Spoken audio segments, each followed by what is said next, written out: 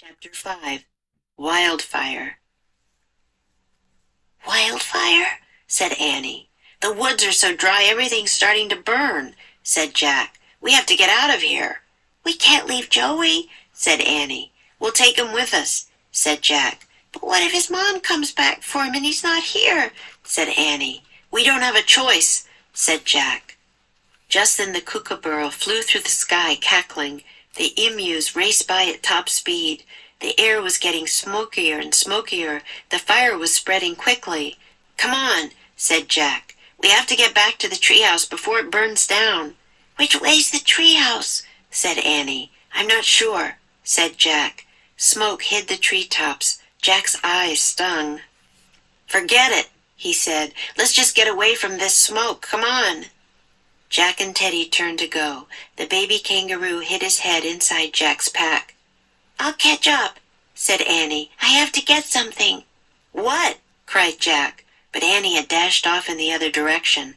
"Come back," Jack shouted. "Annie!"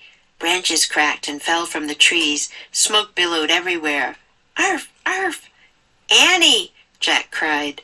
Jack choked on the smoke. He coughed and rubbed his eyes. The air was getting hotter. He had no choice. He had to run. "Arf! Arf!" Teddy barked from somewhere ahead. "Hurry, Annie!" Jack called helplessly. Then he took off after Teddy. He stumbled blindly through the brush. All he could do was follow the sound of Teddy's barking. His pack felt heavier and heavier. He held it up with his arms and kept going. Suddenly Jack heard Annie calling him. Jack stopped. "Here! Here! Here! We're here!" he shouted. "Come on, follow us!" Annie appeared through the haze of the hot smoke. She was coughing. Tears streamed from her eyes. She was carrying the koala. "Come on!" Jack cried. "Follow Teddy!" "Arf! Arf!" Jack and Annie carried Joey and the koala. They followed Teddy's barking through the smoky, fire-filled forest. Finally they came to a giant rock. "Arf! Arf!" Teddy was standing on a ledge. Behind him was the mouth of a cave.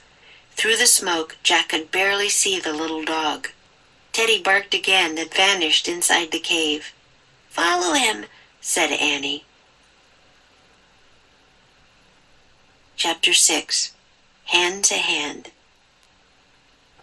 Jack and Annie climbed onto the rock ledge and stepped into the cave. The air inside was cleaner and cooler than the air outside. "I can't see anything," said Jack.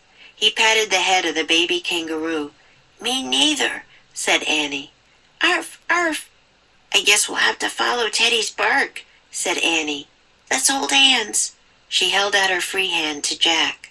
Jack took it. Then he put his other hand out and touched the wall. The Joey moved in his pack. Jack and Annie walked into the darkness.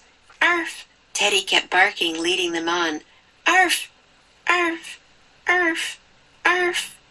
Suddenly Jack felt something thump against his leg. He stopped and gasped. "What is it?" said Annie. "Arf!" It was Teddy. His tail was wagging and hitting Jack's leg. "What is it, boy?" Jack asked him. Teddy let out a howl. As he howled, an amazing thing happened.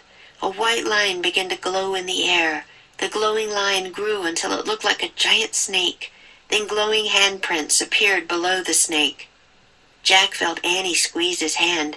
"I think it's painted on the wall," she said.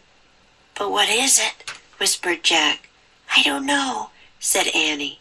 She let go of Jack and put her hand inside one of the painted handprints. Jack did the same.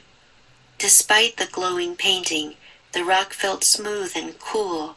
It almost seemed to breathe. A ghost-like whistling sound came through the darkness, then a loud boom. "What's that?" Jack quickly took his hand off the wall. The boom came again. "It sounded like thunder," said Annie. "Arf! Arf!" "Teddy's leaving," said Annie. She grabbed Jack's hand. They turned back the way they had come and followed Teddy's barking again. "Arf!" They followed the little dog until they saw a flash of light. "Lightning!" said Annie. "Lightning and thunder! We're at the front of the cave! Yay!" Annie pulled Jack toward the mouth of the cave and out into a pouring rain. Mä직triehaus Book 20 Dingoes at Dinnertime Chapter from 5 to 6. Chapter 5 Wildfire. Raced by At top speed. The emus raced by at top speed. Burn down. We have to get back to the treehouse before it burns down. Stream from one's eyes. Tears streamed from her eyes. Come to. They came to a giant rock. Chapter 6. Hand to hand. Hold out hand. She held out her free hand to Jack. Led someone's on. Teddy kept barking, leading them on. Squeeze one's hand. Jack felt Annie squeeze his hand. Let go of. Put one's hand. Sonil de Boda. She let go of Jack and put her hand inside one of the painted handprints. Take hand off. Jack quickly took his hand off the wall. Practice makes perfect.